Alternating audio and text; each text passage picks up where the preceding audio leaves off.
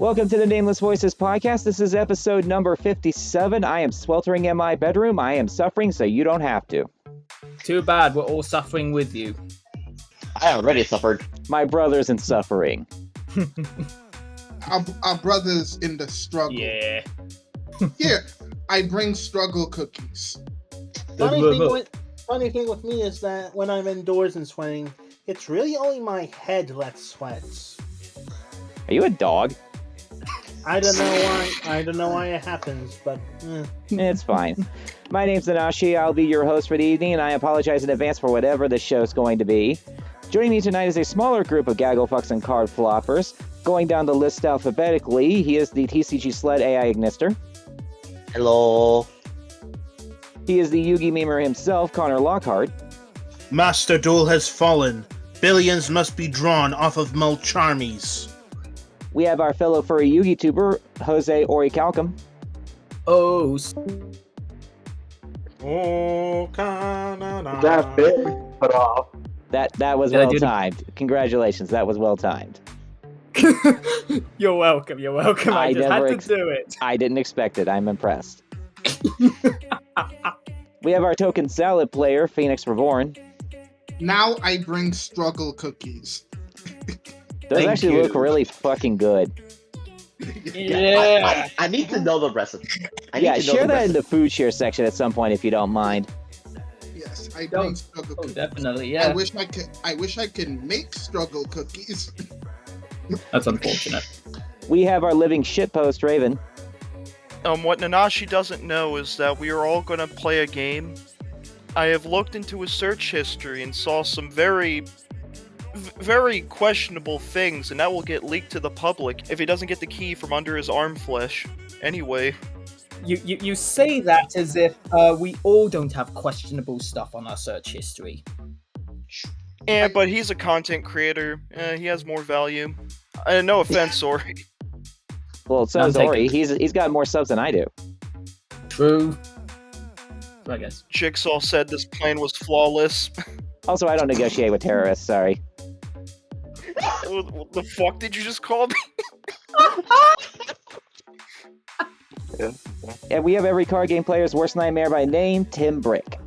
Who's self-record finally sees the only playable pendulum effect that remains to be seen. I love how crunchy your audio is, man. It makes you actually sound like you're in the middle of a fighter jet. It's very appropriate for your character. Okay, so first things first. How is everyone? On fire. What are you in Australia or California? No, up too soon. It's never too soon for me. Laughs in central air in the apartment building. Well, I have begun plans at taking a look at getting a Steam Deck in the near future. Better than getting a Switch 2 at this point. Very true. And at that point, I can finally get my hands on the Sonic Racing Crossroads pre-order. Nice. Because, you know... You just want it because of the werehog skin, don't lie. Oh. I was just about to say, because, yes, the werehog. I am a simp for that guy, I'm sorry. I've heard of worse reasons. Well, Played it's not Unleashed once and is suffering from were brain rot. If I could, I were rot, if you will. Me personally, I'm looking forward to Digimon Story Time Strangers. I'm almost as excited to see that have happened. Yeah, looking forward to talking about that later. I'm much more satisfied with somebody having the werehog brain rot than the Uma Musume brain rot. That nonsense is starting to get out of control. You mean the horse girl thing everyone's talking about that I just caught wind of? Yes, and apparently because my character's part horse, everyone thinks that I'm associated with it. Up yours. What? Imagine, I wouldn't be surprised if some sick frick out there made a mod with you. I mean, honestly, I wouldn't be opposed to that. I've got a pretty decent looking Abby that they can use if they ever want to ask. Hold on. Wait a minute. No, hold on. Wait a minute. Oh no! before that happens, I will be doing Nanashi on a dual runner called Mozilla Firefox. You know what? I'm okay with this. Funniest part about the horse girl brain rot, though, someone posted a picture of Yu-Gi-Oh! Wikia, Ash Blossom on it, and her Japanese name is apparently the same as one of the horse girl characters. Oh, yeah. Now, Ignister, what were you going to say? I was about to make a counter argument on the whole like Uma Musume comparison. Last I checked, you aren't based on an actual Japanese horse, as opposed to every single Uma Musume girl. Oh, yeah, that's right. They're all based on actual horses. Yep. Yeah, and one of the coaches got art of the girl who's based off of his horse. Yeah. Oh, Well, ultimately, I'm going to quell any possibility of me having an association with this stuff. I am not associated with it. I have no horse in this race, okay? You have a horse in your fox, though. Let's leave that on the R34 boards, shall we? Well, Yeah. I meant genetically spliced, but whatever you're thinking. Yeah, it's a long story. Let's not get into that any farther. And now, from an unrelated note from our sponsor, Ray. Dang. Okay, that was good. But speaking of sponsors, though, I do have to mention that my channel and this stream are both sponsored by Bear Claw's Realms of Fantasy, a 52-page coloring book, all hand-drawn artwork based on medieval and D&D style art, available for $20 on Amazon right now. You. Yay. Is he part of the Duel days in question? I'm sorry, could you repeat that? Your audio is so crunchy. I was thinking a joke. Oh, is he part of the Amazon, was it sales that's still going on? Actually, I don't think he is. I forgot to check that. But let's go ahead and dive into the actual show. Now, we're going to have to start this show kind of somber because there are a few recent passings that I feel like we should at least discuss real quick. The first one at the top of the list, in my opinion, is the passing of James Carter Carhart, who is the original Gary Oak voice actor from Pokemon who passed away. He also Yeah. did. Yeah, he also later went on to overtake as James Meowth. Also voiced Weevil, and he also And voiced Professor Vector in Oak. Sonic X and Shadow the Hedgehog. Mm-hmm. Another one that unfortunately passed away was Julian McMahon, who will play Cole Turner and Balthazar in the Charmed TV series. I wouldn't. Hey, let's not forget Doctor Doom in the 2000s Fantastic Four movies. That too. Oh, That was a punch in the soul right there. Mm. I'm like, God damn. Hey, Yosh, you made it. Yo, welcome. Like, I know Good that. timing, Smash Master. No, don't remind me. I'm sure he's been making good use of that title, but we're not going to get into that. I got held up. It's fine, Yeah, man. held We literally just got started. So we're going to dip into a little bit of furry news with this next one. Michaela Rains, the owner and proprietor of the Save a Fox Foundation, unfortunately passed away as well. But in her case, she actually took her own life. Yeah, and it was disgusting. Disgusting as to why it was as well. And she was way too young too. I think she was like 30. I think she was younger than me, and I'm 37. Yeah, I think she was like nearly 30. But let's try and get this conversation going to something a little bit more okay. Lighter. Yeah, I just noticed what Raven posted. Yeah, it's the Ring of Destruction alt art. Don't worry about it. Jesus Christ. Anyways, here's something we can all laugh at. Sonic the Hedgehog has made its way into Magic the Gathering with a special pack of cards. I want to build that. I want to, hold on. My trade's I here. want to- I'll be right back. I'll be back in a minute. We'll be here. And unlike with the SpongeBob stuff, it's not a bunch of reprints done over with stupid ass meme art. No, they're Fun. actual. Yeah, it's more so in line with the Final Fantasy one. Now, here's the big question, though. Are they actually playable in the game? I would Yes. assume so. They're legal. Yes, it okay. is. Because it reminds me of the MLP crossover they did a while back, and I wasn't sure. Yeah, I want to build a commander deck revolving around Sonic, which will include like a whole bunch of things, which, if I remember correctly, have Flash and Haste. Yeah, I think they are just Commander legal, which would make sense. Yeah, they are. If the Marvel stuff is legal, then so is this. Well, speaking of legal, that brings me to the last furry topic that I had on hand. Fansly is banning furries. I completely forgot about that. Anyways, we must protect Philly. We must protect Philly. Just spam this at Fansly. Well, we all know what we must do. Everyone, in the description and pinned comment of the YouTube version, we have a link to Nanashi's OnlyFurs account. You'll also be able to see stuff from Alice as well there, for if you're really into that kind of stuff. Oh, please. Alice doesn't sell her body, and I'm not attractive enough to be a hand model. You're telling yourself that. Frick. That is.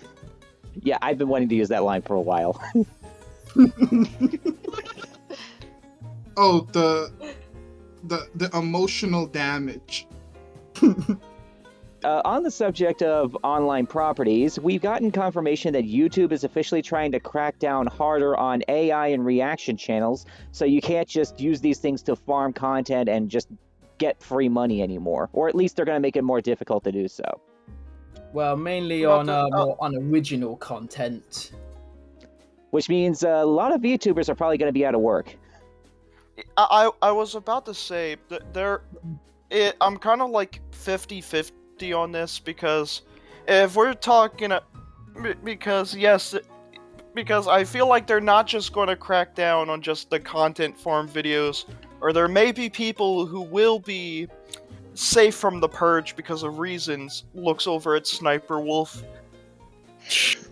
Yeah, reason 1 and reason 2 are both attached to her fucking chest. The fact that And the other thing is, like, if we're because there are like some quality they're rare, don't get me wrong, but there are some channels that there are reaction channels that actually do put in like the work to make it like distinct, to give like meaningful commentary and whatnot. And then there's the AI dude, the AI president channels are definitely going to get hit by that. If they don't, that will be a good thing. But if they do, then sad day. Yeah. I thought that was an Among Us cup. I hate you, Phoenix. Yeah, I almost did too. I was like, a Mogus. Yes, the booty cup. Ah. It's supposed to be a cup of a butt. Oh, I see it now. How did you see Among Us? What the fuck? The general shape of the body. Yeah. God. So Like, even after so long, even after the trend has died, we are still infected with Among Us brain rot. I mean, it's a simple design. You're gonna see it everywhere. Yeah. Well, one thing that isn't brain rot is the new episode of Amazing Digital Circus. That was insane. Say nothing. Oh yeah, that was fucking great. Yes, no spoilers, of course, because it did just happen, and we want to make sure everyone has a chance to see it, but it was insane, and I loved it. The fact that it actually didn't air on a podcast episode is astounding for once. The only thing I will say that isn't really a spoiler about it is that, well, the fan artist got more material, but then again, that could be summed up with any scene. So, oh, please. Fan art can come from Lily a fraction of a second. Like, these people are insane. For those who did see it... Yep. Those that did see the episode, you all know what I mean. Uh-huh. Yeah. But, well, to those who don't, they just need to imagine it. Well, too bad I'm gonna say it. The guy that the reason, the one that they are talking about... He's just gonna keep getting assassinated. Alright. You got your 3. I am going to milk this joke for as long as I can. I know you will. Speaking of which, I guess it's a good time to change over to TV show topics, because the next thing we're going to talk about is how they milked out a 14th season out of King of the Hill. Their trailer got revealed, and honestly, it looks pretty damn good. I Pretty good, haven't yeah. seen King of the Hill, but it Okay. kind of looks promising. Yeah, so did you see the original King of the Hill at all? No. Okay, I'm going to tell you now. I would recommend you go and actually watch King of the Hill. There are 13 seasons of it, and it is a long show, but it is worth it. The animation evolves, the characters evolve, the story is actually pretty darn good, even though it's mostly episodic. I highly recommend everybody get a chance to watch King of the Hill first chance they get. It's a good show, in my opinion. Speaking of which, though, we did get confirmation that apparently Scrubs is coming back with a reboot, and they are getting 3 of the main cast members back for this one as well. Yeah, it's nice to see that they're getting a 9th season. An actual 9th season, not the spin-off disguised as a 9th season. Yeah. Is that doctor show? Like we're at that hospital? Yeah. Yep, that's the one. Okay, yeah, just making sure. 'Cause, like, I never heard of this. Since we're still on the subject of media, let's talk about some new movies that are coming out. Let's see. Lilo and Stitch 2 has been confirmed. Well, we failed. Why? We have failed as a society. Yes, we have. No, Oh but yeah, I know. I know why. The Disney adults, of course. Well, yeah, no, but but here's. Fire. I think the only way for them to redeem themselves, Gontu has to make a surprise in it, or it's going to be like the most ass thing that you've ever saw. It's a sequel to a live-action remake. It's always going to be terrible, no matter Yeah. how you try to sugarcoat it. there is no in between. Also, as Just ask Dubus Mufasa.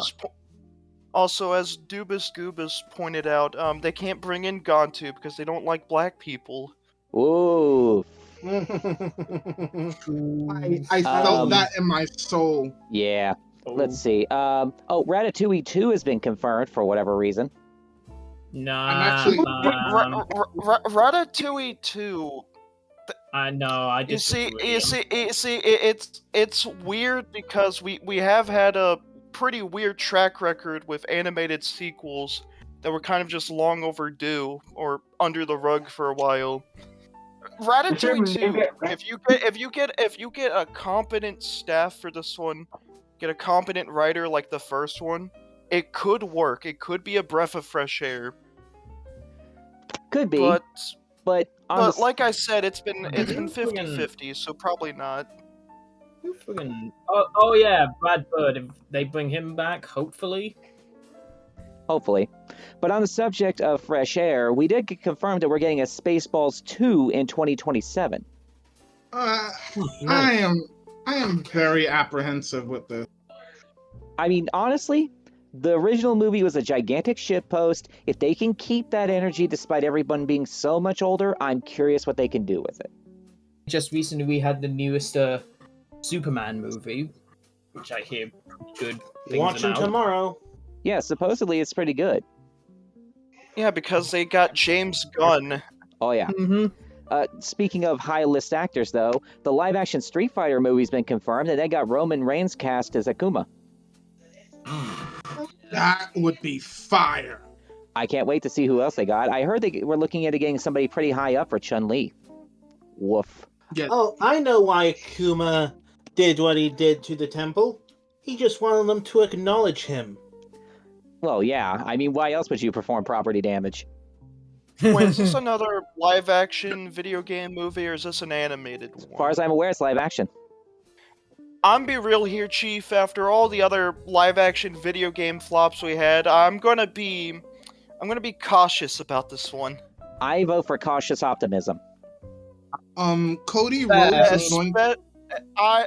I'm still pissed that for some fucking reason they can never get a Resident Evil live-action movie adaptation correct. And then they touched Until Dawn, and well, yeah, Oh, I don't know how you fuck that up when it gives you like literally 2 scripts to work with in game for a good and bad ending, depending on how bloodthirsty you want to be. Well, it helps when you read. Oh yeah, they don't read. They just Yeah, They're like It's like Yu-Gi-Oh the- players. They don't read. yeah, like yeah. That's why we got the 2025 DMC anime. They don't read the source Yeah. material. hmm I will say though, if you were to cut out everything having to do with Lady, the movie would, the series would be absolutely perfect.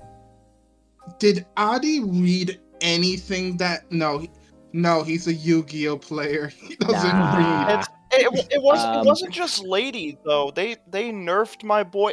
They gave him Devil Trigger, and then he just got mollywopped a scene later.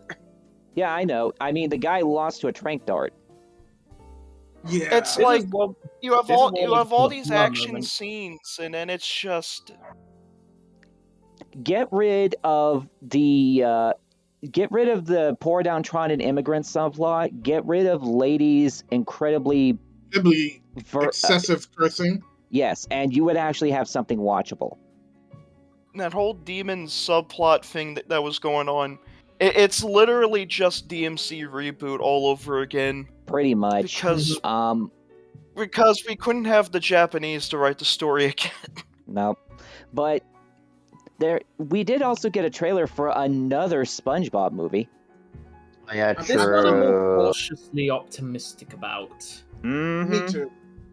Oh yeah, because Because- the previous SpongeBob movie was ass. Well, here's the thing. Actually, I've heard the Plankton movie was decent. It was. There is one thing about this trailer that they revealed that kind of has my attention, and it's purely because of the stupid aesthetic. They gave Squidward hair. What? Yeah, there's a scene where Squidward has blonde hair. I'm pretty sure it's just a wig, but I am insanely curious to see why. It's probably, as you said, probably a wig. That is all I fucking But care ain't about right now. I mean, considering that he's got speckles on his head that makes him look like a salt shaker, I think he'll do good with hair. Probably. So let's go ahead and move into some video game news, because we got quite a few here to go through. First off, Ubisoft has updated their EULA and now declared that they want you to remove old games that they no longer support. Go frick yourself. And this is why people are arguing that piracy is no longer theft, despite the name. Speaking of which, I'm sure you guys heard about the new game Mind's Eye and how it was so terrible and unplayable. All refund requests are being accepted automatically. Yeah. I haven't even heard of that. Good. You're better off not knowing any more than know- that. It basically. I know about the tragedy that was the supposed GTA 6 killer, Yeah, but not Bonsai. Mind's Eye. Oh, I misheard you. I was like, what the hell's Bonsai? But yeah, Mind's Eye is the one. Yeah. Imagine listening. Yeah, Couldn't tell be me about it. Yeah. Well, Discord crunched up his audio a bit. That's Discord being Discord, my guy. About 5:30. Why? Shut up. So Subnautica 2 has been delayed to next year, unfortunately. But I think that's probably a good call. That's a good thing. It's going to be a large game. I'd rather them finish it than release it to us in patch notes. Mhm. Yeah, looks over at Cyberpunk. Back. Didn't they fire the 3 main people who made the game? Pretty much, yeah. Or, On that note, actually, Greg Mayles, the guy who helped develop Banjo-Kazooie and Sea of Thieves, has officially left Rare after 35 years. yeah, dang. And the reason he did Rare's so is Probably because knew it was a lost cause. they did so because they canceled Everfree. Oh dear. Yeah. I don't lost blame him. cause. Don't blame him. Let's see. Now for some good video game news, though. Sony has apparently decided to start removing regional restrictions on certain Steam and PC games. Oh, nice. Hey. Something they should have done ages ago. Yeah. I mean, it took them a while, but they finally decided to make a smart decision. But on the idea of smart decisions, Black Ops 6 did not make one. Their game has officially lost all identity. I recently saw an image of a finisher where a Ninja Turtle commanded Beavis/Cornholio from Beavis and Butthead to kick someone in the nuts as a finishing move. I'm Sorry, what? Yeah, It's only some yeah, fucking Fortnite arc yeah, cross yeah, rubbish. yeah. Modern Call of Duty. I don't know what you're all expecting. It's Competence. making those of us who have played the OGs just remember how spoiled we were. Yeah, no kidding. I'm gonna be going to the restroom. I'll be right back. You do that. While he's doing that, we can go ahead and get to the final bit of information that I want to discuss, because this is actually kind of important to me. You might recall our recent podcast title that was voted upon. Somebody actually went into the comments in that video by the name of Terratale and commented on how it was the worst show title that they have ever seen. And I just wanted to give you, Terratale, a personal shout out and say thank you for your comments. What can I say except you're welcome? Exactly. What can I say except you're cancelled? The internet's not a real place. Cancellation means nothing. Did y'all see the new trailer for Kamen Rider Zets? Zets? Yeah, I've seen some bits and pieces about that, actually. It looks interesting. The base suit, though, looks kinda oogle.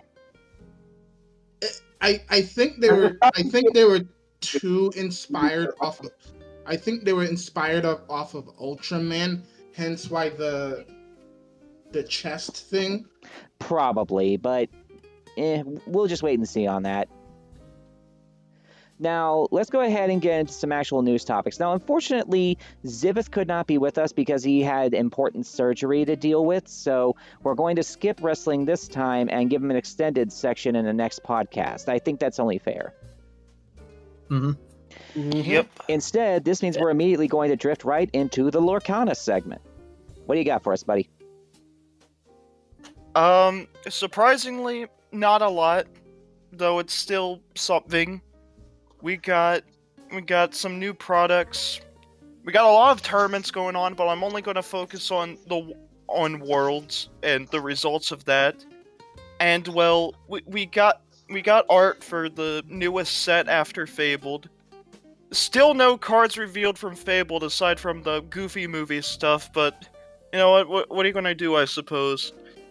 So starting with the product, we got some because we do have an Ultra Pro collab and whatnot. We got a new trade binder with six arts, with 6 card references on it, and I will post that along with the card references in questions. It's basically the Princess binder, which I believe will be a part of a gift set, because we did have a Pirate Stitch binder too, with him and a bunch of other Stitches on it. And it also came with a promo card. Let me just bundle these images together. Basically, where they originate from. And I like a lot of these artworks, so I'm kind of glad that they got a spotlight here. Makes it look tough. That's cool. And then I'll bring up the cover art for Set 10, Wishes in the Well, which was revealed. But because this is a set that will take place after Fabled, which is where quote unquote rotation will come into place if you were playing in the standard format. We got a fun little Easter egg, because we are going to have a bunch of reprints in these upcoming sets too. So there's an Easter egg in the artwork on one of the things in the background. Apparently, I did not take a screenshot of it, but if you zoom in, you can see a silhouette of this card right here, Robin Hood, Unrivaled Archer. So we're gonna get a reprint of him, no doubt, and possibly some of the other Robin Hood cards from Set 3, which could be cool. And now we talk about Worlds. So Worlds, a lot happened. We got the first ever world champion, whose name I can't pronounce because he's from Germany, because of course. Ooh, put the if name in Zivif the was chat, and I'll attempt to pronounce it. I'm just gonna put him here. His nickname is DKP. Oh. Oh, Hold God, on, he's it's from the still origin loading of the on my end. hamburger. Ding Kang Damn. Farm. Ding Kang Farm. Well, I'm just gonna call him DK for shits and giggles. Yeah, might as well. Fair enough. So DK won and is the world champion. Little Remy on the trophy cup there, but the main prize was not only that, I believe a cash prize as well. I'll have to look back at the details, but also the prize you got was also a prize card, a golden form of it. That is a cool trophy, though. basi- I love Remy on that. Yeah. Mhm. Yeah, Yeah. sadly there's no Pixar stuff at the moment because a Ratatouille theme in this game. I say that because at my locals as well, there was a dude who came in dressed as the main guy and even had a Remy plush under his chef hat. Linguini, Aw. that's cool. That's so cool. awesome. That's awesome. I wish I could get a picture of that. But yeah, this was the prize card. Oh. It's a bit crunched up Oh, because of that's Discord because beautiful. But Mickey Mouse, Brave Little Taylor, God, I'm forgetting. Yeah, Brave Little Taylor. Yeah, I meant to pull that up. Brave Little Taylor and gold foil promo. Card the face of Chapter 1 set wise. Probably going to be sold for a lot if he ever decides to do that. But but Worlds had a very interesting format going on as well. A format that I did forget to bring up because I was excited to talk about the fan format of Heroic. So it was a triple deck format where players within like at the top would bring in 3 decks, and how it would go is that throughout the matches, you would cycle through your decks. You and your opponent had the option to pick a deck to ultimately skip, and then you'd play. It's something to behold, but so these were the 3 decks that he won with flawlessly, mind you. If Discord, I hate Discord's storage system. I think we all do. Yeah, this So is first, garbage. first deck, Amber Emerald. Literally nothing but characters who can gain you a shit ton of lore and can be dropped pretty early to do so, or reward you lore if they die, or just have protection from card effects and cannot be attacked. So, Hello, Super Heavy Samurai. so Daisy Duck is an offender I went on a tangent on in one of the last podcasts. She is a bitch, and no one's ever going to change my mind on that. Fred is funny because if he gets killed, you get 2 lore. Baloo is funny because he's the same thing, but he has the bodyguard trait, so they have to attack him before anyone else. And it's if he dies by any means. And then Donald also has bodyguard and can just give someone a lore counter. Yeah, basically, we got aggro ramping going on here, ensuring that your opponent gets overwhelmed by these small bodies that just reward you a bunch of lore if they so much as do anything. And then next list, we got Steel Amethyst. Lots of damage and bouncing shenanigans. And then Ruby Sapphire, with a lot of dismantling options, and oh god, is that motherfucking Tamatoa? Tamatoa, Maui, and Hades, who can just who is just really good removal that can be played early with all the ramping you're going to be doing, all the card draw you have as well. So yeah, in summary, first deck. We shit out a bunch of characters, and the opponent gets so overwhelmed as we get to like 17 lore within 3 turns. We love to bounce and disrupt, and well, we're Steel, aka Gray, so we just have nukes on standby. Have fun with that. Also, Pete just shuts down actions for a turn. Literal meta staple Pete has become because of that fact alone. And then Ruby Sapphire, well, we play Tipo the Kid, and then we just ramp from there. And then we can summon Tamato and Maui early in the game. What a strategy. It's a simple strategy, but it's very effective. I wish there was more I could talk about, but this should be serviceable now. This should be serviceable right now, at least. All right, well, I thank you for that. The next subject on the list then would be the Digimon segment. What do you two got for us?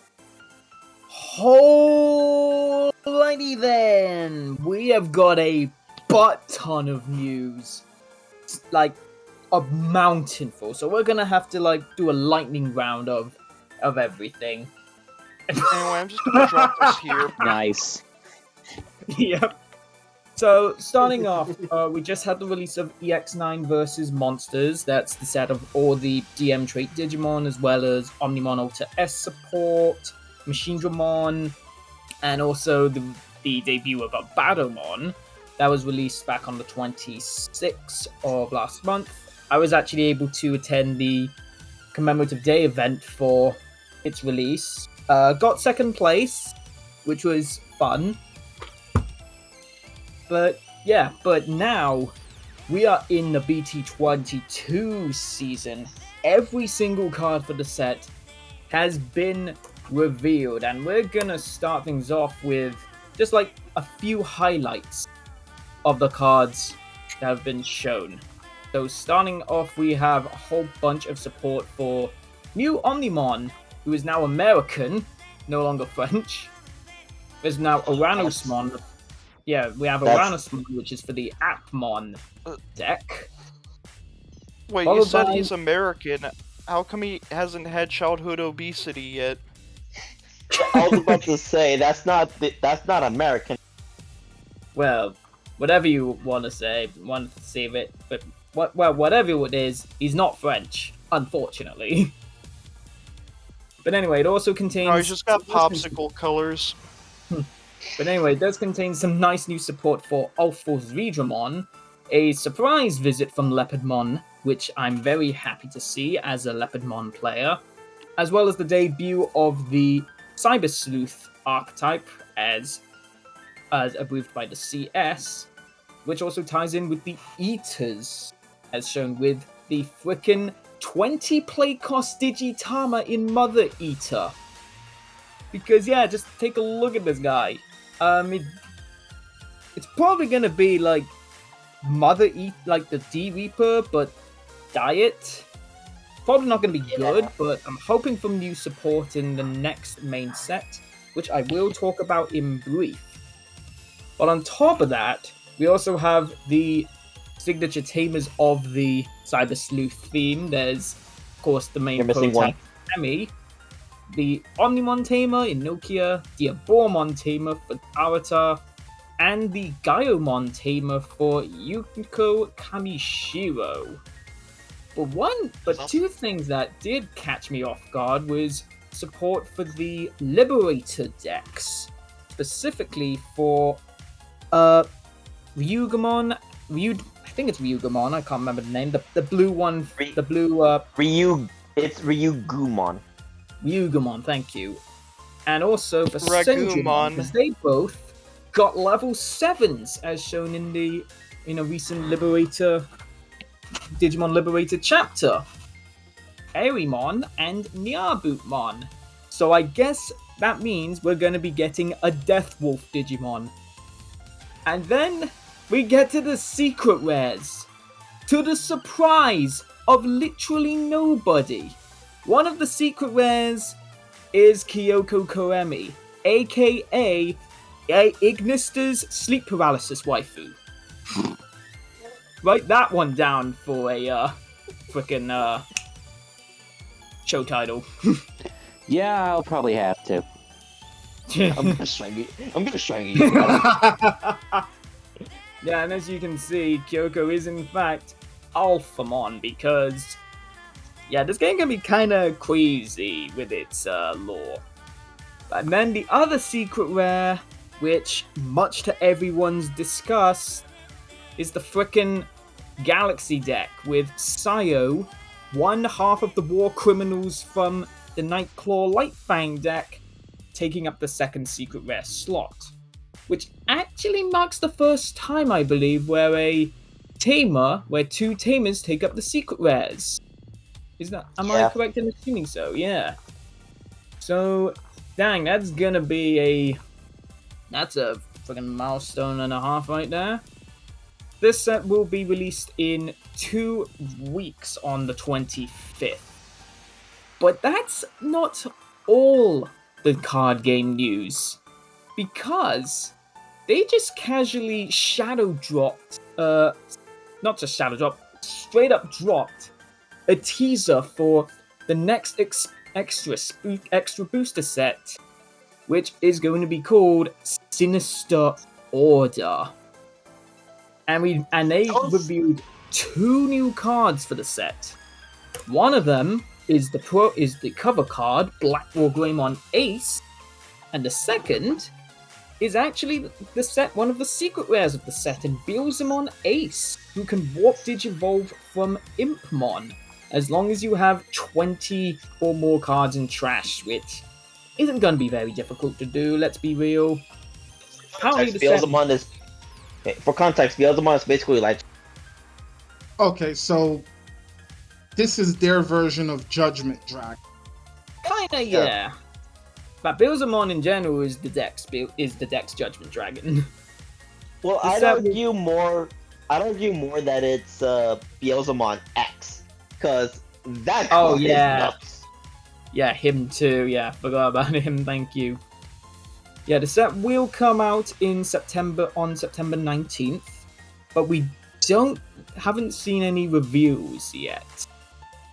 But what we do know is the next main sets following that, because up next will be BT23 Hacker's Slumber, which, as the name suggests, will be all about the side game for Cyber Sleuth being Hacker's Memory, so expect a whole bunch of support from that side.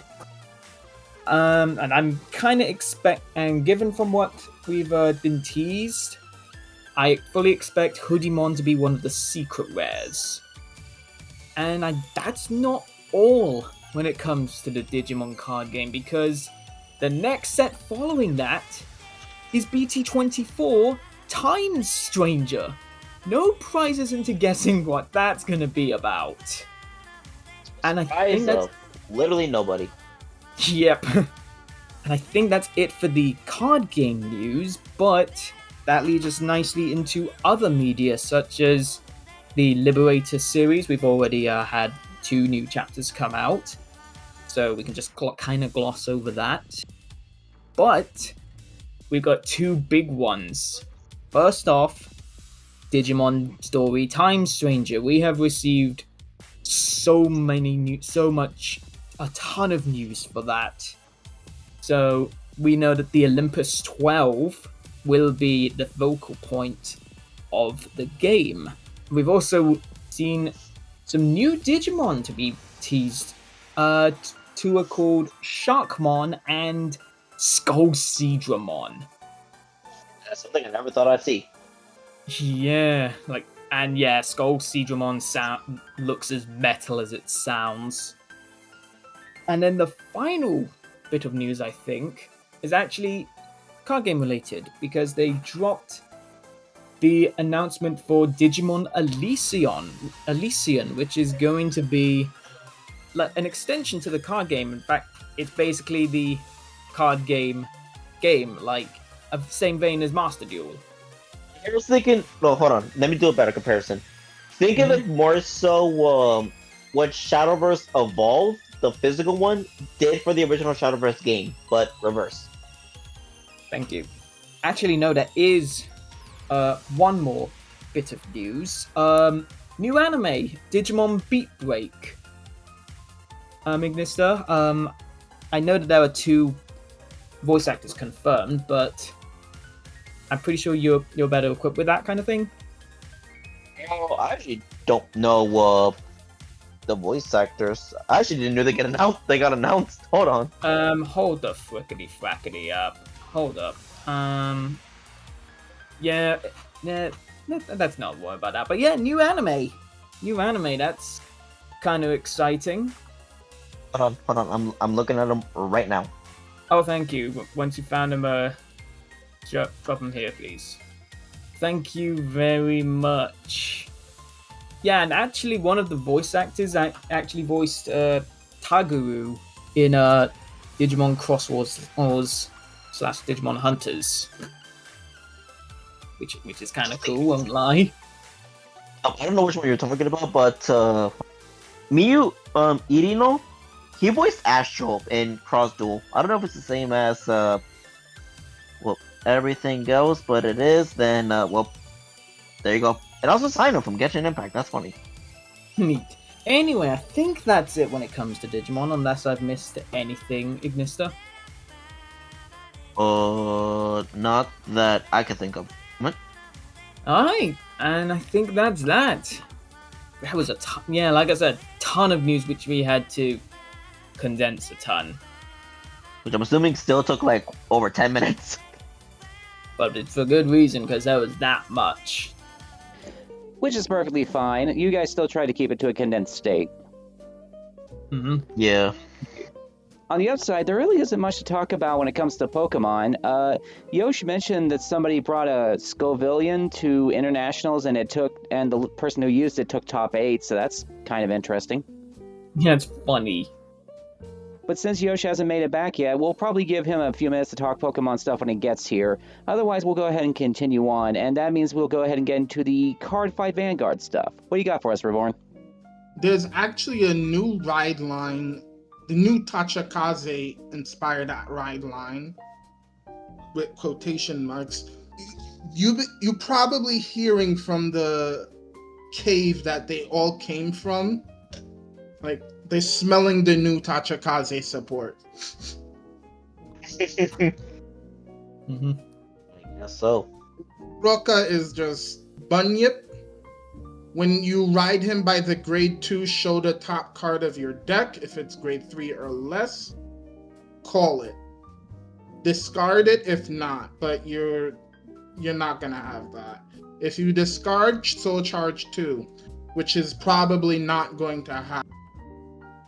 If you have a grade 3 Venator and no one has the same name and he's in the drop, Counterblast 1, call him, he gets 5k. They have a ride line version of the V version of Rising Phoenix. I don't like the Soul Blast though. The grade 2 says Venator Mazarius. When he's rode over by a Venator, call the grade 1. You're gonna notice something necessary for these field filling effects coming soon. If he swings and you have a Venator, he gets 5k. You're gonna notice some stuff here with this. The grade 3 Venator Dinabarda. Soul Blast 1. Check the top 5. Pick a grade 2. Yeah, I'm like, wait, this sounds like a Keter deck. If he swings, he can eat 2 to 5 rear guards and gets effects equal to the number you ate. Now we're getting into the Tachikaze. 2 or more, he gets +5 for each card retired. So you're going to retire 5 to make him go up to 25. 3, he gets a drive. I wish it was a crit. 4, if he swings, they have to call 3 cards to Guardian Circle. Which is taking more things out of your hand. Just so you know. Gotcha. You would probably think, like, this is bad. Deck doesn't have multi-attack. Oh, you would think that. They get a card that says Space Cutter Dragon. How do you go from Dino Dragon, Tachikaze Humans, to a Tier Dragon? Your opponent can't kill him. Rear guard. If your Vanguard's grade 3, your opponent can't kill him. If he attacks, and you have a Venator, +5. If he's eaten by a Venator, Counterblast 1. Call him back, he gets +5. So this is a 4 to 5 attack deck, because this can be used with the new Gargrex and Venator just for extra attacks. Holy crap, this is fire. This actually gets me hyped for Dragon Empire again. But we do need some more stuff. Maybe stuff like what Varga has. Maybe something that says, if I die, you get to unflip one, because I could see this deck burning Counterblast. Still. And I might as well tell y'all about the Gargrex, because this is the summer of dinosaurs. Bushiro just said, hey, we should do something for the 4 Tachikaze players that are hiding in their mom's basement. Well, something to make up for that shit-ass Walking with Dinosaurs reboot. Yeah, point. Agreed. If he's rode upon by the grade 2, check the top 5 for a Dino Dragon. If he's discarded or retired, if you have a Dino Dragon, put him into the soul. This'll come up. Alright, there's no Dino Dragon perfect guard yet, so you can't break this first effect. And if Dino Dragon, the grade 2 is, if I'm rode upon by the grade 3, you check the top 7, pick 2 Dino Dragons, and you put them to your hand. If he's a Dino Dragon and he's in your graveyard, Energy Blast 3 to call him. This deck doesn't charge energy, whereas this, like, you're burning resources at a really fast rate. Here's the big boy, the Iron Emperor Dragon. Everything in your front row gets 5k power. Discard a card. You pick 2 Dino Dragons from your drop and call them. If you discarded a Dino Dragon, Gargrex himself gets to eat something on your opponent's field. If he swings, Counterblast 1. You have 2 or more different Dino Dragons, he gets 10k. 3 or more, a drive. 5 or more, a crit. So this is more about board filling and consistency compared to traditional Tachikaze. So it would appear. We don't have the cracked stuff yet. Although I would play the new human deck. Until they tell me, give me an encounter deck that says, if they say the words Dragonic Descendant, I would be happy with the new Tachikaze stuff. And oh right, the new Bastion support, because Bushiroad actually remembered. He exists. Reynard Armigale. If you have Bastion Energy Blast 3, he punches everybody in a car. But he kills himself at the end of the turn you did this. I know why he kills himself, but I'm like, there's better stuff. Sage of the Heavenly Staff Balancing. If he's on the rear guard, hand, or trigger zone, he counts as a grade 3 if your Vanguard is Bastion. Also, while on rear guard, he gets boost and grade 1 because it's Bastion. You have to, if you make a grade 2 for Bastion, you have to put this. And I would say this is welcome. Give Bastion actual consistency. When he's put on rear guard, pick a card with Bastion or in your ride deck and show it. Or if you have a Bastion, Counterblast 1, check top 5 for a grade 3 without Regalious Piece and put it into your hand. If you couldn't, unflip it. Yeah, because he's actually good for Bastion because he gives a searcher for Bastion. Something they needed for the longest time. Although I would have liked it that you could either put it into your hand or deck, so you can always have the grade 3 to restand everyone with Bastion. So you can be like, oh, drive check. Grade 3, stand.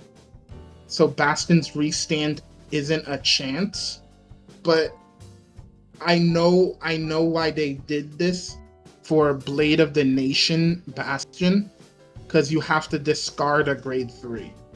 So Balancy is I. Okay then. Yeah, and let's see, new grade 3, Azia. If she's not on the field, if she didn't get called during the battle phase, Counter Blast 1, Soul Blast 1, call her grade 3 to rear. This is supposed to be Blaston's replacement for Alden, because Alden is his own deck now. But here's the hilarious part. She has an effect that requires Bastion or Alden. If you have a grade 3 or greater Vanguard with Bastion or Alden, she gets Intercept and Power 5k and Shield 5k. And I'm like, I think they have stuff that does this bigger, but holy crap, this is hilarious. The new Lial Morta. Wait, hold on. Wait, what? They previewed it, but they're showing a few stuff that they're thinking that's going to be in it. Like a grade 1 that says, if your unit crit 2 or more swings, power 5k. I think the new Liaya is going to pump her. And the new grade 2 that wants you to check that soul charges 1, and if you get a trigger, she gets 5k. I don't think this is gonna be for the new Liel. Yeah. I want them to show me the new Liel. Yeah, unless 2 episodes from now, next week's episode will feature her. I doubt it. Yeah, and I think that's pretty much all from me. Okay, well, I real quick want to bring up some of the Butterfly collab cards. Well, decks specifically. So we have 3 reveals since then. One of which for Magic World, which is all about using spells. I actually forgot what they do. I'm not gonna be bothered. Next up we have Zaya and his Katana World, which also has like multi-spell functions, but they're more so like interacting with the opponent, and you can use up to 2 of them during the opponent's turn, which is great. And the one that I'm most excited for right now is the 100 Demons deck, and with Ikazuchi and Yamigeto. Oh yes, the funny deck. Yeah, where your boss monster just infinitely revives by milling a few cards. Oh that's no! Wrong Yamigeto, my guy. Yeah, that's Yakugan. This version of Yamigeto is, I punch you in the face no matter what you do. Except they did My work, guy, you know how many goddamn Yamigetos there are? It's hard to keep track. Especially with 100 cards on the line. Yeah, just so you know, Raven, Hyakugan Yamigeto is big bad of the 100 anime, and the one we're talking about is the base form. Imagine the base form doing more than the final boss form, damn. Well, I mean, we actually did get to see that in the anime. Didn't go great, but eh. Anyway, so before we move on, I do quickly want to bring up, next week we are getting reveals for what I've been looking for this entire set, which is Azda Haka and Dragon Ein. I'm probably going to bring it up next month, but But as of right now, we got nothing. Aside that, it's gonna be 12 cards for this deck. Wonderful. Like, anyways, I'm done. All right. Well, if that was all the Vanguard news, then I guess we can move into the next topic, which would be Weiss Schwarz. And Oh, Yoshi. hey, Yosh, you made it back, man. I guess Welcome we're not back, moving on to Weiss Smash Schwarz yet. Master. Well, that means you have to hold off on Weiss Schwarz for Pokemon stuff. Yes, it does. You got anything for us for Pokemon, Well, Yosh? I just got here in the perfect timing. So I said it before. If I remember correctly, Scraggy won a international, Yes. but not only him, Skullvillain won a national too, an international, excuse me. And that doesn't sound like much, but like, if you've seen Skullvillain's stats, you'll be like, oh yeah, that makes sense why it's a big deal. Chlorophyll, ladies and gents. Ah, Gun Right, boost. that was that one. No, I went. Yeah, that's right. Last month we talked about Scraggy. yeah, we did. Yeah, but yeah, this month Skullvillain had won a international somehow. So, a grass type with chlorophyll making waves, as well as a Yes. low power, basically baby Pokemon, on winning a set. What is this? Well, 2025 or 2014? That's the thing. It's not. It wasn't built for damage. Well, neither was I'm that not- Pachirisu. No. I don't think you understand. Let me say what the build is because it's in Pokemon. It's not in the VC chat, unfortunately. Also, another Scraggy made it to internationals. Nice to see there's a recurring trend. Yeah. Michael Zhang. He brought not only a Skullvillain, but a Chestnut Spicy. to internationals. Okay. Spicy extract. Spicy extract. What does that do? Oh, also Jump Fluff made top 8 also. So, what does Spicy Extract do? You, if I remember correctly, you give whoever you're targeting a +1 in attack and special attack at the cost of taking away their burn, I believe. Alright, okay. Yeah. Okay. Something like that. But yeah, Jump Fluff also got top 8. Okay, no I can't find the results for that one. I also This took thing. a look at that image, and I have this image as a response, if it loads. It did. I just want y'all to be aware this thing top cut past Incineroar, by the way. Thanks for the meme. Yeah. Yeah. You just saw that. Let me see. I'm sorry, I just want to like show the picture because it makes more sense if you actually see it. Yeah, it was Jump Fluff Ditto, actually. Dang. Oh my god. And keep in mind, this is like restricted's not really that common. Like they're there, but like they're not. Yeah, I found it. Hold on, it's in top of the suggestion. I was looking at the wrong channel. All right, I'm gonna put the picture. It took over an Incineroar team, for the record. It took over 3 Incineroar teams. Good grief. Well, this one had Incineroar on it, but just to give you an idea. Wow. The only reason it lost is because Galarian Weezing is taking dubs, which I find very funny because it's literally just anti-ability, the game. It's literally just, Yeah. hey, let's play Gen 1 again. Makes sense. Yeah, But yeah, that's a Intimidate Jump was Fluff a and Ditto mistake. in top 8. In top 8, won $3,000, and the only reason it lost is because the other team was either go full ability with what you call it, Dondozo and Chiyu with Koraidon, or go no abilities with Weezing and this thing, the psychic goat thing. I can't remember its name, Calyrex, because apparently it ignores neutralizing gas, which is dumb as hell. So yeah, friggin' Jump Fluff and Ditto both took top 8 in internationals, as well as Michael Zhang with Skullvillain, funnily enough, and Chestnut, who is also trash. That's about it. Or Chessmon for a second. I misheard and thought you said Chessmon. That would be funny as hell. No, Chestnut. I still find Scraggy top 8ing something really funny because that means that team's going to Worlds.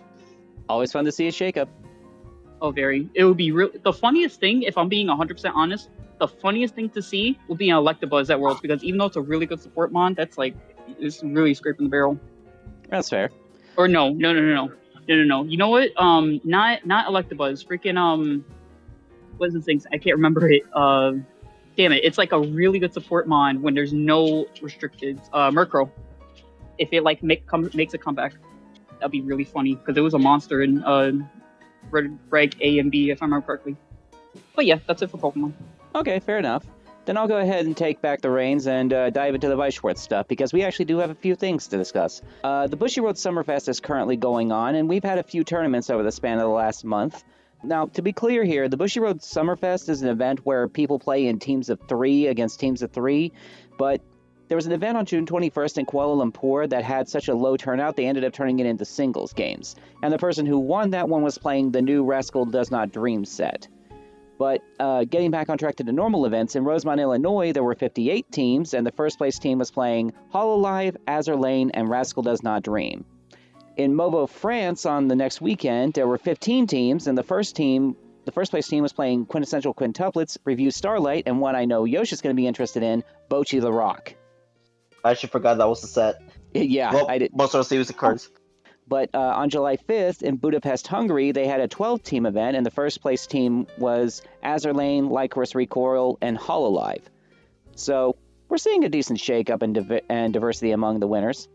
As far as new products that have officially been released, a premium booster for Lycoris Recoil has officially come out, as well as the brand new Hatsune Miku Colorful Stage series, and the Fairy Tail Chronicles set, which is basically a super box that contains a copy of every card from that series.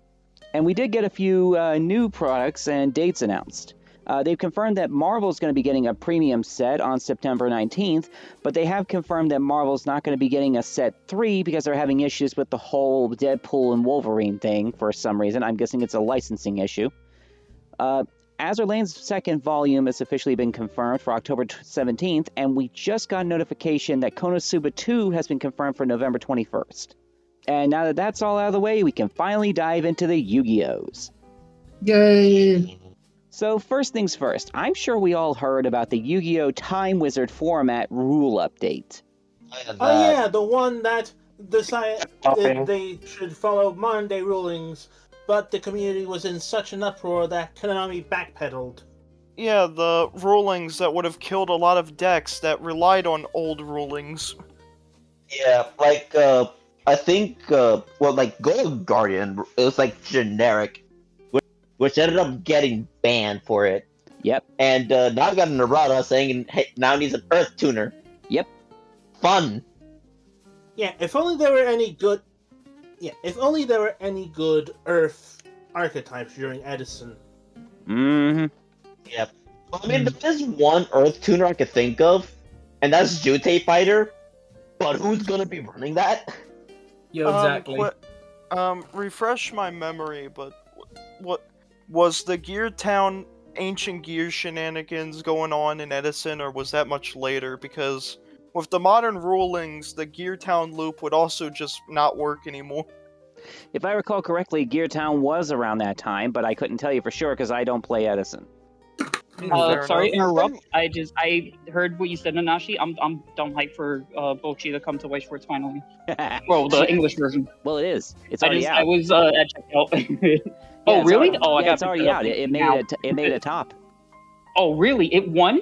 It was one of the 3 decks in a top team.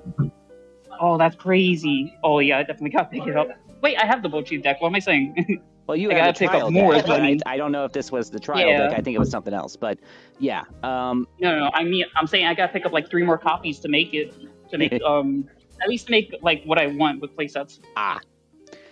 Let's see. You might recall that TCG Union was having that TCG Player was having some issues with its employment and how people were being harassed for their staff. TCG Union fought for the rights of those TCG players to get a better severance package, and they won. Nice. They got a pay raise, they got a huge severance package, they got a few months of extended time period to get themselves back on track and find a new job. They did everything, and they won. That's good. I'm glad. Hopefully, what is it called? Stop Killing Games. It goes the same way. Let's hope so. Yeah. I can't for it to do nothing in the long run. Mm-hmm. Anyways, that's Monopolies for you. you guys might recall that they announced that a famous baseball player's Otani Shohei, his pet dog Decopin, who most people know in English as Decoy, has been made into an official honorary card. Amazing. It's Oh, adorable, I love that. and the art is fantastic. That That reminds I me of just- what they did for that kid. What was his name? Like Tyler? Tyler the Yeah, Tyler. the Asian Tyler, one or yeah. something? Yeah, but unlike Tyler, this card could be actually playable. Mm-hmm. Yeah, But there's only Thank the you, one Tim. copy of That's- it, so we'll never know unless we're on EDO Pro. also, I just love the so- fact that it has 50 attack points. Mm-hmm. Oh, that's beautiful. I know you were saying that you meant because it's not tournament legal. I thought you said it was not playable because it's like bad, like power creep. I felt bad for a second. No. This thing actually has an immediate home in the Yummy deck if people want to use it that way. Yeah, Yeah. I'll be honest, that's what I I'm so meant. surprised it's not what do you call it? The one that turns into Frightfurs. Fluffle. Yeah, that one. I'm surprised it's not part of that, honestly. Well, that's because it's not a fairy. This is a beast. It's also Somehow not a that's funny. plushie that's awaiting sharp objects to be stabbed into it. You know what? Fair enough. I don't know. It's the first thing I think of when I think fluffy, cute creatures. That's fair. All right, well, let's go ahead and dive into... Actually, I believe, Ignister, didn't you have some Rush Duel stuff you wanted to talk about real quick? Yes. Well, go ahead and get that done, and then we'll dive into Master Duel. Okay, so I have been looking forward to this deck ever since I saw it in the anime. Well, we also got like a few other things, like some Overrush first, but I'm gonna be honest, I don't care about any of them. I care about the one that the current mainline set is revolving around, Outerverse. And let me just pop this here. Yeah, as someone who saw the duels involving them with Ice Bear, it would. I'm very interested in how Outerverse is going to play out. Yeah, for the most part, some of them actually play out the same as their anime counterpart. Some got buffs, one got a debuff, one got nerfed. I'm actually gonna go over this real quick. Acid Blob, same as the anime. Bug Fungus, anime you can only look at one face down card. No, monster, my bad. And that's it. It's a IRL iteration. Has the added stipulation where if you have 5 or more Outerverse in your grave, you can also destroy it. Anubis Star doesn't stun the thing that it switches to defense like its anime counterpart, which honestly annoys me. They got a new member, Outerverse Rainpale, or however you pronounce it. Same Outerverse shenanigans. Its requirement to send the top 2 cards of your deck. Becomes a galaxy, yada yada yada. Then you can fusion summon an Earth, Water, Fire, or Wind monster by sending monsters from your hand or field to the grave as material. But you cannot attack with monsters this turn, except for galaxies. The first thing that comes to my mind is their own exclusive archetypal fusion, Burst Oblivion, which I am going to get to a little bit later. Needlemaker doesn't require you to have any other... Needlemaker doesn't need to be alone for you to use the effect, but it does treat itself as true tributes for Burst Oblivion specifically. Byugyu Wazo can normal summon itself without tributing if you have 3 or more Outerverse in your grave, but it doesn't add a field spell from grave to hand. Sophie Safer is the same, Burst Oblivion is the same, Endless Doom Oblivion just requires any 2 non-light monsters as opposed to its anime counterparts requiring 2 non-light non-galaxies. Jumbo Recovery just needs to have an Outerverse in grave as opposed to its anime counterparts requiring you to have a galaxy on field as well. And it also adds Detonation Fusion from your grave to your hand. Reverse Domain essentially functions the same, but in order to even activate it, you need to have 5 or more Outerverse with different with different types. Diversity Scream is the same, and Detonation Fusion is the same. Which I'm actually going to explain what this does because it is actually really funny. First off, it's a trap card. And requirement: when a monster on your field is dropped by your opponent's attack or your opponent's effects. So, haha, Mirror Force. Choose 2 to 3 Outerverse in your grave and add it to your hand. Then you can fusion summon an Earth, Water, Fire, or Wind monster in face-up attack by shuffling materials from your hand into the deck. Okay. So they basically, Outerverse basically have their own version of favorite contact with an iffy condition to it. Pretty much. Yeah. So Well, the destruction effects are pretty prevalent in Rush Duels, so Yeah. yeah. And also, you could do like what happened in the anime, where like you could just use an Endless Doom Oblivion to block an attack and potentially survive. It doesn't even need to survive. Just, well, you don't lose.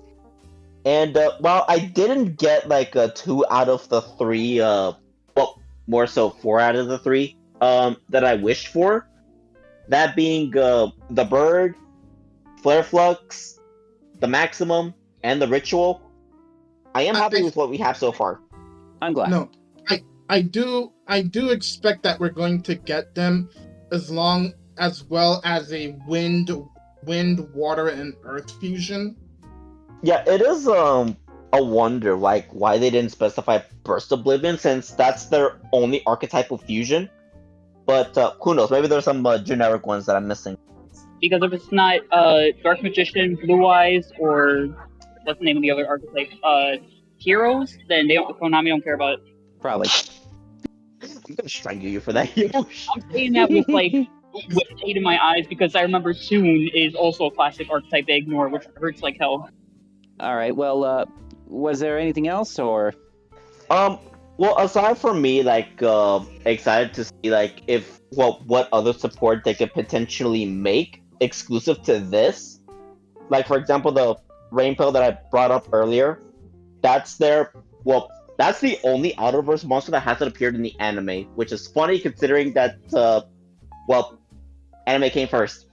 So, I'm really excited to see, like, what IRL versions they could come up with for this deck. But in terms of like anything else, that was it. All right, then let's go ahead and dive into the Master Duel stuff. We are running a little bit behind, so I'm going to speed run this a little bit. Master Duel got 2 ban lists already, one for June 4th and one for July 4th, and between the 2 of them, they banned Snake Eye Oak, limited Golem that guards the Millennium Treasures, and unlimited Glow Up Bulb, Time Seal, Astrograph Sorcerer, and Mathmech Diameter. Honestly, if you really wanted to kill Snake Eyes, Oak is the right choice, because that's the guy who gets material back from the graveyard, so you can go into Flamberge. Yep. I can't believe they killed Professor Oak in front of Ash. Mm-hmm. So, when are we gonna get Gold Probe unbanned in the TCG? Who knows? What? That's hilarious, Probably Sori. sometime they You should unban go into Pot of stand-up comedy. Okay, hang on. Yoshi, you've been trying to say something for the last few seconds. What is it? Well, first I said they're gonna unban it when they. They're gonna ban it when they unban Pot of Greed 1 and 2. Why'd they ban Millennium Guard? They didn't. They limited it, and it's because it made their engine too fast. I might sound like I'm kind of like the speeding past the stop sign by saying this, but like, isn't that kind of the point of modern Yu-Gi-Oh? For it to be jump fast? Oh. Oh my God! Would you take that back? The brick got assassinated. Welcome back. I The said brick got hit in the head with a brick. fast, and Brick disintegrated himself. So, like with the same speed of Heavenly throwing a chair through bulletproof glass. Dear God. The reason this card got limited is because it's their field spell searcher, and it also makes it so that your best card in your deck is non-negatable. So they thought that was a little bit too good and ended up limiting it. Which card? Okay, that makes more sense. Once I heard field but spell Max C search, is more that balanced. makes more sense, honestly. Yeah, let's not get into that. Master Duel rulings make no sense. Let's just continue on. World Championship 2025 qualifiers have begun, so if you're interested in participating in that, have fun with that. They've announced a couple of... My deck's not good enough. Fair enough. They announced a couple of interesting events. Tryout Duel Time Travel 2008, which bans all cards newer than December 21st, 2008, which is kind of cool, I guess. Oh, cool. baby, Teledad. here we go. Well, Teledad, but way better because it's way cheaper. That too. Let's see. They also introduced Tryout Duel Level Limited, which means you can only use monsters with an odd level rank or link. Syncodex and That's Shambles. Yeah. that's an interesting rule set from the sound of it, because it's mostly gonna be level 1s, I'm assuming, or like level 3s even. Well, the tryout decks that they've given us are Adventure Token, Dark Magician, and Prediction Princess, so... There it is. Of course, Dark Magician's Don't have in to there. worry about summoning. Don't need to worry about having even leveled monsters in your deck when you can just summon out a level 4 token, because it technically isn't a level 4 monster in your deck. Technically speaking, yes. I'm sorry. After the Master Duel incident, it's no longer Dark Magician. It's Dark Spellion. Oh, yeah.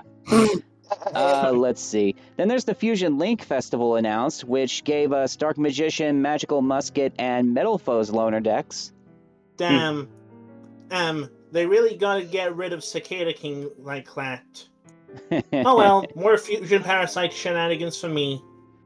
Yippee! Then there's the Under 5 event announced, which you can only use level and rank 5 or lower monsters, which gave us Suship Shark, Vernus Sylph Naturia, and Materiactor loaner decks. Yes, those are the decks that people are going to be using when they're thinking of rank 5 or lower. Mm-hmm. The new Duel Anyway, pack... I roll in with Artifact. Nice. Nice. Let's see. The new Duel Pass has begun, and the only prize worth mentioning is the Dark Resonator Mate. I messed with that. I bet you would. Solo Gate Scarlet Warriors has been announced, which is the Flamvel Solo Gate. You mean Flamvel? Flamvel, however you want to pronounce it.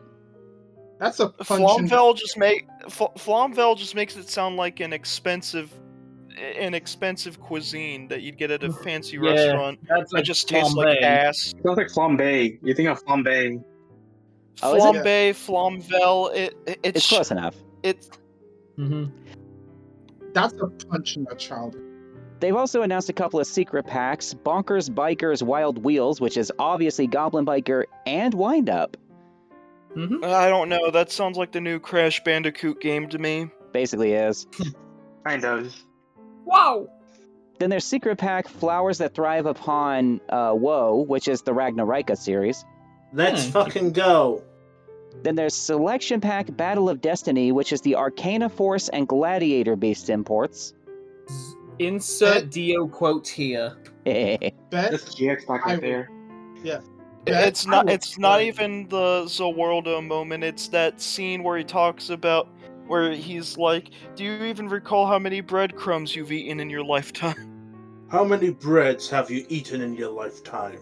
And they also announced the 10th billion pack opening campaign, which came with a selection pack Struggle in Wonderland that imported Malice, Battle Wasp, and Tenyi support. Good news. I'm sorry, did I hear support. Tenyi's Bad support? news. Both waves of support for Malice are introduced at the same time. Why? Because they want money. Yeah, who's gonna touch that. Battle Wasp for 10 Yi after they said, we're putting Malice in a set. No one's touching Battle. If you're on Okay, now. what would you rather have? A Glock, a Beretta, or a Gatling gun? Gatling gun Exodia also the has one. Gatling gun also just has 8 maxis in the deck. Have fun. I'll take the Gatling gun that was made by a washing machine company, thank you. Hey, if it spins, it either cleans or kills. Nothing in between. Oh no, it cleans up problems both ways. Yeah. Exactamundo. Real quick, Nanashi, was one of those Tenyi support?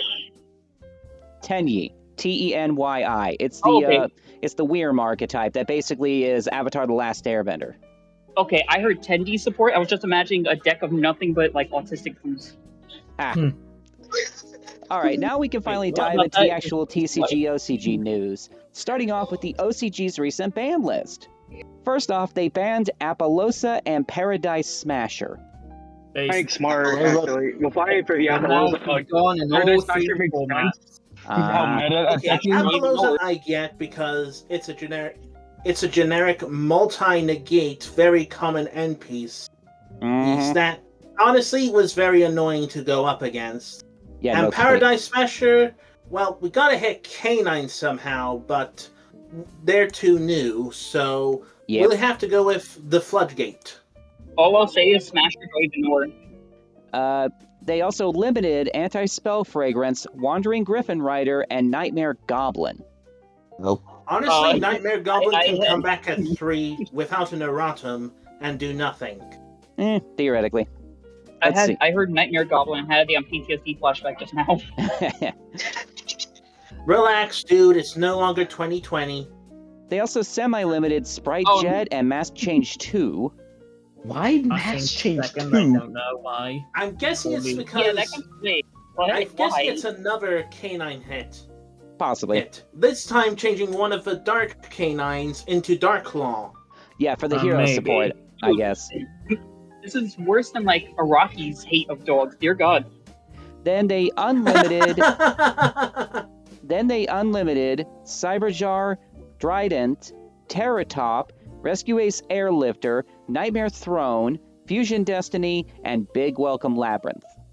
That Fusion Destiny hit hurt my soul. I thought you. I don't know why. First thing came to mind was Labyrinth Wall. And I was like, why would they ban that? It's a normal monster. It's like hot garbage. Millennium support. Somehow, I don't know how I feel about them literally nerfing like one of their face decks because like Millennium is kind of the whole thing of Yu-Gi-Oh. I don't know. It's fine. Even though I don't play it and I don't know anyone who plays it either. It's fine. It was mostly a joke. But let's see. They have released the Duelist Advanced pack set and gave us the rest of the information regarding the cards we didn't know about. Now, I don't remember if we talked about the Monarch support that they announced. Okay. Wait, why? I know we didn't talk about the TCG archetype Revel bots, which gave them 3 monsters, a Link 2, a Link 3, a normal spell, and a continuous spell. Oh yeah, the TCG. Okay, so far, on. the When I saw Build-A-Bot archetype. Yeah, when I saw that normal spell, I lost my mind. Then let's see. There was the generic ritual support of Miracle Raven, Readying of Rites, and Ashland U1000. I don't believe we talked about that either. I love Miracle Raven because Finally, Raven is now in the card game again. Yep. I still remember that good bird that helped me throughout my ritual life, and that good bird has finally discovered the word. I will say, Let's just hope he Nay. doesn't meet JD Vance, though. okay. You know, I had to say it. Kind of wish I didn't, though. I will probably be using Ashland U1000 in my spirit deck, though. That's a good ritual support. Yeah, it is really good. But I can't stop unhearing jokes about me and the TCG now. I bet. Get me the fuck out! Everything's broken. I do like. That sounds like how I react to Gen 9 OU. It's just oh god. Yeah, I do like how Let's Miracle not forget Raven is. about the new level 6 normal pendulum Fire Fiend. Oh, that. Yeah. That guy. Anyways, Wait. You said normal pendulum? That's a thing? yeah, that's been a thing. Yeah, thing some since- normal monsters are also pendulum monsters. I feel like at that point they're not normal. Then they have an effect. It's a half and half card. Okay. Pendulums are Okay, alright. Just look at Ignite and the Draco pals. Don't worry about it. Yeah. Every Anyways, time I see a new type of Yu-Gi-Oh, a new like combination of types of Yu-Gi-Oh, I feel like I'm having a damn stroke and I don't understand what's going on. Imagine knowing what's going on. well, to continue, there's also the OCG imports that they announced. Galaxy War Drake, Ukano Mitsume no Tamayura, Moon Magician, Moon Gardener, all decent stuff. Does Moon Magician work with the Dark Magician deck? No, or Moon is Magician it, like, and Moon Gardener like- are our manga stuff from like Zexel. They're their own thing. Oh. Okay, Yeah, I wasn't sure if it was like a Frog the Jam situation. Nah, just because it has No. magician in the name doesn't mean it's going to help Dark Magician. I'm just going to tell you that now. Yeah. No, funny thing You about say them, that, they but were. then, like... Go ahead. I was gonna say, funny thing about them in the manga, they were used by a girl who used up the summon Koki Dragon, I believe that's how you Kachikochi, yeah. pronounce it. Kachikochi Yeah, Dragon. Kachikochi. Proceeded to get OTK'd by Shark and then just is never seen ever again. Imagine that. That's modern Yu-Gi-Oh! In a nutshell. Yeah, exactly. Then there's that new fiend type, TCG archetype, Buio Dawn's Light, Lucha, the Dusk's Dark, and Mutiny in the Sky, as well as the equipped spell Exeasley, which are cool, but I don't really see them doing anything. Doesn't surprise Don't me. you mean the new Burning Abyss support? I wish I could call it that. Oh dear. Let's see. They also confirmed a new Lost Art promotion and gave us original and unaltered art forms of Blackwing Armed Wing because of the gun, Backup at Ignister because of the uniform, Magical Musketeer Calamity, same reason, Otohime's original card art, and Goddess of the Two Sides.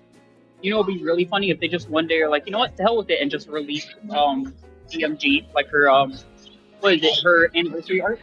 I believe they did put her in a Lost Art. The one that Takahashi drew that he was like, I'm not having it censored anymore, right? Oh, that one. Ooh. You mean Yeah. Maji? Like, well, yeah, that one. The one the rank like, six. that Never put the that 10th anniversary overseas. Dark Magician where he's like in black and white Nah, they're never going to give us that one. because they're crude. As far as Lost Arts go, I'm still not going to get over how the card Jury Doll was just censorship-wise. They cleaned her up and put her into a goddamn present box, which just conflicts with her name. Yeah. Yes. Because Hold apparently on. kids have never seen a coffin before. Mm-hmm. Yeah, one of my personal favorite censors is Mystic Tomato. Yeah, that one was weird. Yeah. I don't even think that's I a don't get censor that at that point. Hence, Yeah, hence why I use Okay, so there's this kind of spooky, kind of cute tomato thing. We should change the art to this freaky ass goblin face. yeah. 'Cause how do you Much censor- more appropriate for children. Yeah, how do you censor Yeah. something and make it Angry scary? Tomato is my favorite censorship of all Yu-Gi-Oh cards because they actually made it better. Mm-hmm. They looked at the All the way original around, all the way art around. when they looked at the original art, and when about to import it to TCG land, they were just like, "Oh no, the American kids are not gonna vibe with this. How do we fix it? Make him their paralysis demon." Mr. Paralysis team will go kind of hard actually. Gotta love it. Gotta love it. Yeah. Jerry, you get a goddamn raise for that idea. Dude, I'm just saying, Mystic Tomato looking like a jack-o'-lantern is like peak art, and then they decide to go and give him the Joey face. Like, why? The Yep. likeness is uncanny. Hence why That's This why is- he's so mystical. Yes. Yeah. Or that new red eyes with the Joey face. Yeah. Battles of Legend Monster Mayhem's release date has officially been announced for Europe, Middle East, Africa, and Oceania. They will be getting that product August 28th, even though I believe we have already received it in America. Very typical. Damn you, Yanks. Errol is still over like $5, and that makes me sad. Now, there is a slew of information about Doom of Dimensions that's coming out on September 26th. First off, the Mystical Space Typhoon archetype. Funny. True. Wait, they made an archetype for MST? When? They just and announced now MST Yeah, like can indeed negate. yeah, it's like it was like a The week meme or two is ago. real. Yeah. You never get I'm much time. I'm still pissed about that archetype reveal because the site did not update to specify Mystical Space Typhoon. They just said Typhoon card, and so I'm over here thinking there's a lot of not good but still funny shit you could pull off if you really wanted to. So because there was a lot of cards with Typhoon in the name, but then they updated the site, and I was like, well, it will just ignore me then. That's Konami taking the fun out of fun game. They give him 6 main deck monsters, 2 of which are bosses and 1 of which is a mid-boss, 3 new quick play spells that all have effects that reset themselves or give you bonuses when they're destroyed by MST, and a continuous trap that, as Connor was so kind to point out before I could, finally allows MST to negate. Yay. It's amazing. I'm actually thinking about playing it. But what I'm probably not going to be playing though is that new Doom Z archetype. Yeah, I hate that archetype. Sorry.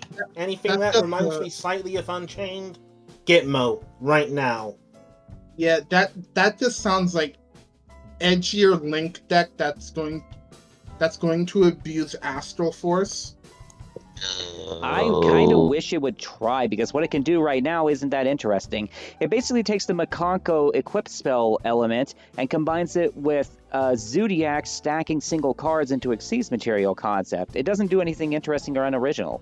Or original, rather. They gave him 4 monsters, 3 Xyz, a continuous spell, a quick play spell, and a normal trap. And they do have a Colossus effect, of course. Thank you for reminding me about that, Tim. But, I don't see anything that interesting about it. It's a bunch of dark dragons that pull Wind Machine Xyz. We looked through the list of Wind Machine Xyz, and there are none of value worth playing in this deck. Dang. Not even their own monsters. The best one worth playing is Dracosac, because Galaxy Tomahawk is banned. Why is that his name? Oh, because you see, it looks like a dragon, but also Cossack is the name of a plane or something. Yeah. Oh, I thought something completely different when I heard Dracosac. God fucking damn it, Yosh. Well, moving on, there's also the Goki support. Smash homie, that's your fault. That's crazy. Which mixes it with Dino Wrestlers, which is funny considering what happened in the anime. Yeah. Goddamn, we got Ed Farhat in Yu-Gi-Oh! Before we got GTA 6. They're gonna release that game at some point just so we can't make that joke anymore. Yeah, hold on. Imagine Konami throwing in rockets just because of the dub. Yeah.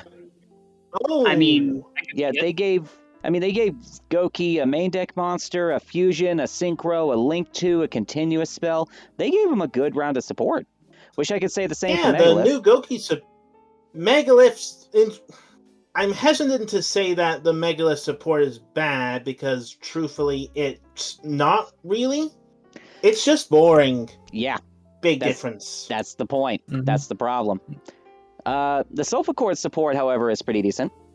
Now, yeah, finally Sofa Chords get something, playable. They have a 1-card combo now. Fun. Woo. Bundle them. Now, please bring Electromite back. Oh. I am a little disappointed about the Arcadia Psychic support. All they got was a fusion and a synchro when really they needed more main deck pieces. Mm-hmm. I mean, the synchro is easy to access and the fusion is easy to set up and it's pretty fun. Yeah, they're definitely not bad. The people in the Psychic server are definitely going nuts over them. It's just I kind of wanted more. No, but one thing I still probably feel like Jean-Michel Roger's deck should not have been Ancient Gear. It should have been Arcadia Psychics that uses that Sergei spell. But you see, he is from the fusion dimension. Everyone net decks each other in the fusion. Everyone net decks each other in the fusion dimension. The only meta is Ancient Gears. Pretty much. Which, honestly, I don't know how they took over the Xyz dimension.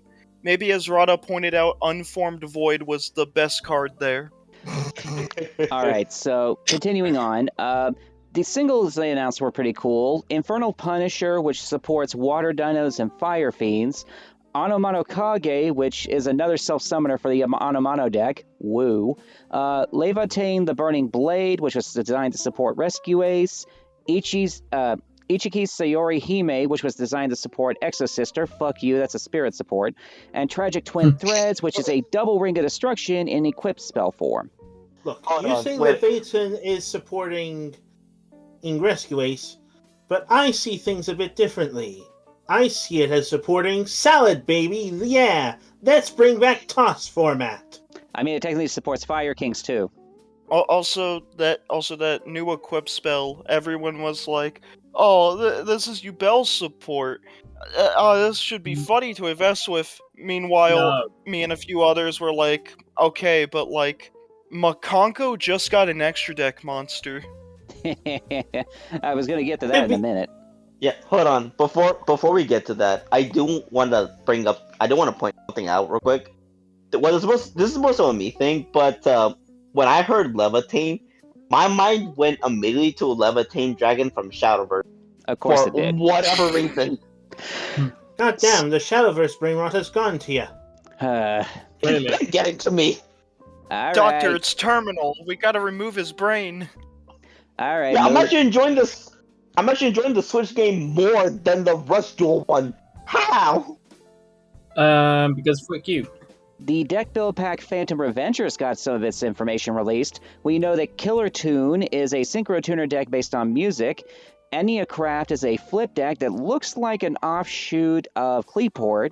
And Hecaton Share is an illusion-type fusion-based archetype with full reveal, 5 main deck monsters, 2 fusions, a quick play spell, and 2 counter traps.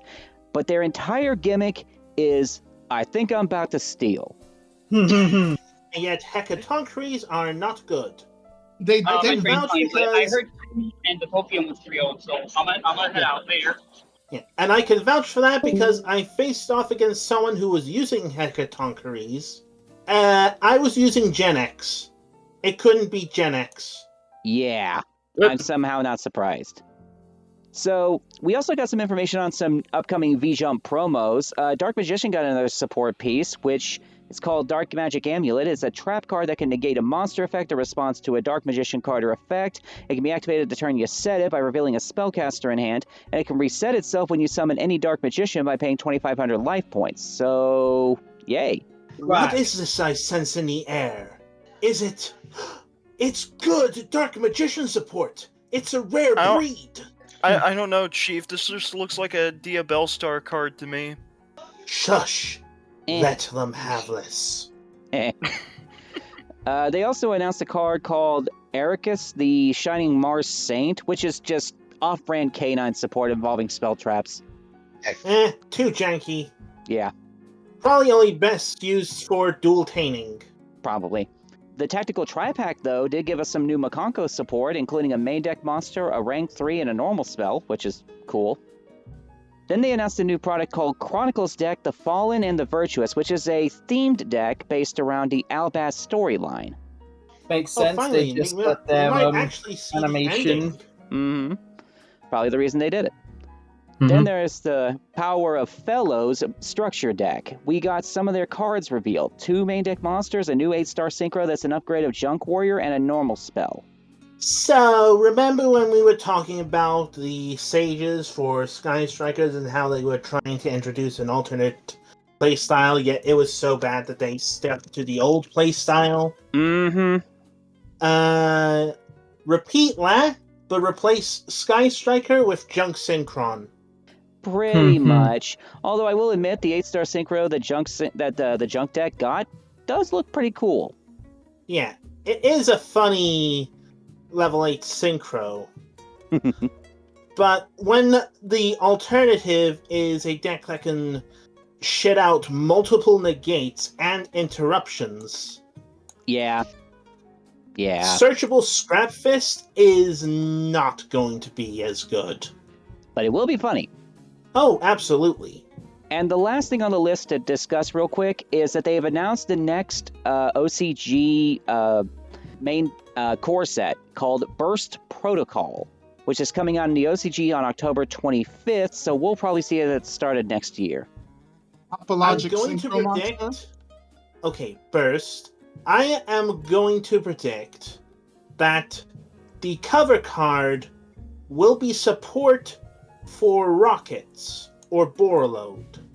Because So Burst might as of well. Destiny had Boral Code Dragon in its art as its cover, because it had rocket support there too. Oh, and apparently, I know according to this isn't- Tim, I missed that we are getting more Rose Dragon support. Well, we haven't gotten it.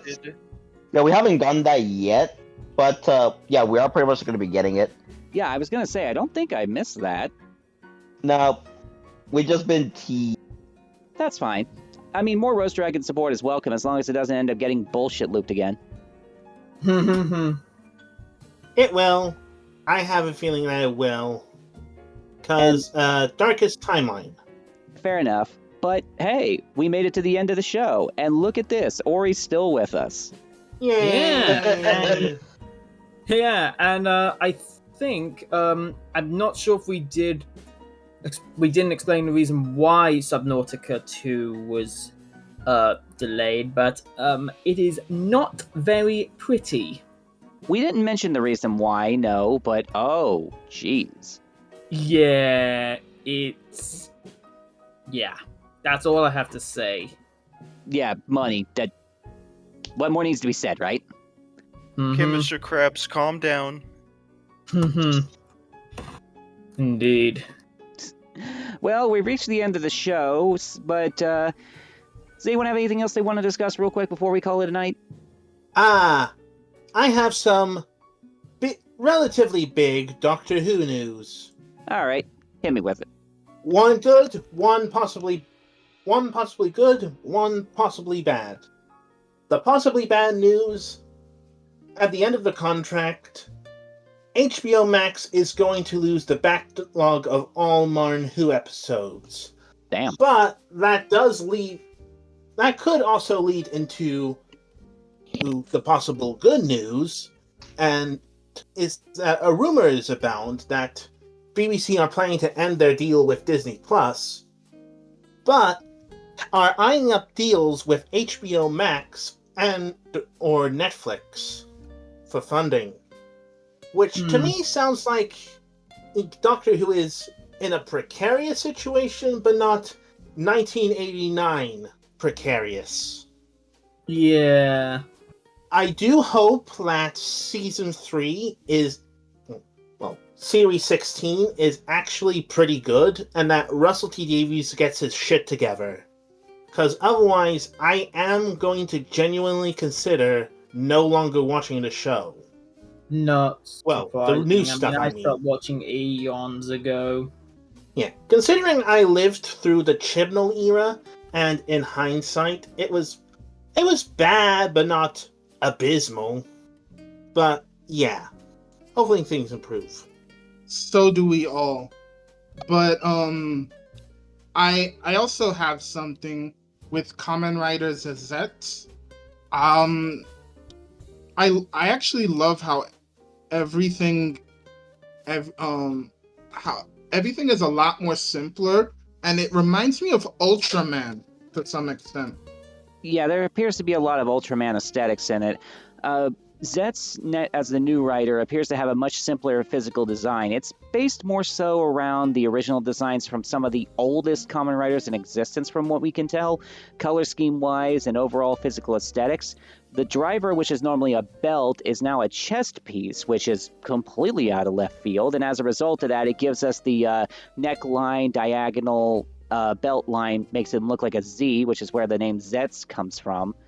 And the transformation gimmick appears to be these little orbs with a little spinning picture image in the middle of them. You put them in the belt, you flick it with your thumb, it spins, and you transform. Yeah, gotcha. I am sorry to interrupt, but I am going to get ready for bed now because I have to get up early in the morning. See you. Yeah, and I need to head off too, so that's it was perfectly fun fine. being here. Yeah. Good We'll night, see you guys all. next time. I'm down. See ya. But yeah, so far what we've been revealed looks pretty good.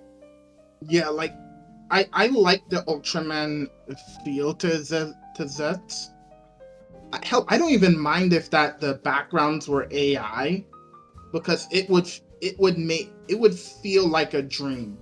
That actually does make sense in that particular regard. I don't like the idea of using AI generated stuff in that regard, but it makes sense aesthetically, so I might be willing to give it a pass if they at least make it look decent. Maybe. Yeah. I'm actually also, as soon as you said psychics, I'm actually building a psychic deck with harmonic synchro fusion. No. Well, as it happens right now, most of the people in the Arcadia Psychic server are having difficulty building the deck using just the psychics that the quote-unquote archetype is supposed to use. A lot of them have decided to co-op it with either Kashtira or Punk. I'll contemplate that, but I will be trying the harmonic synchro fusion, as well as both harmonic and mirror, because I would legit be okay that just being Psychic's thing, synchro fusion, where they just have stuff that supports the concept of it. We'll see what happens, I guess. But before we call it a night, anyone else got anything they want to talk about real quick? That's pretty much it. I mean, I got nothing. All right. Sounds like this could be a good place to call it a night then. So, mate mitene. Thank you, everybody, for showing up to the show, including those that already left. We normally record these on the first Friday of every month, and let's see, that means the next one would be August 1st, but that would only put 3 weeks between this show and the next, so we're going to make it August 8th instead. Does that sound good to everybody? Perfect. Sure. We want to make sure there's enough time in between each show for there to actually be information worth talking about, you know? All right, well, in the meantime, then, I thank you all for tuning in to the show if you watched it live or watched it after the fact, and we will see you in the next one. Bye-bye. Bye.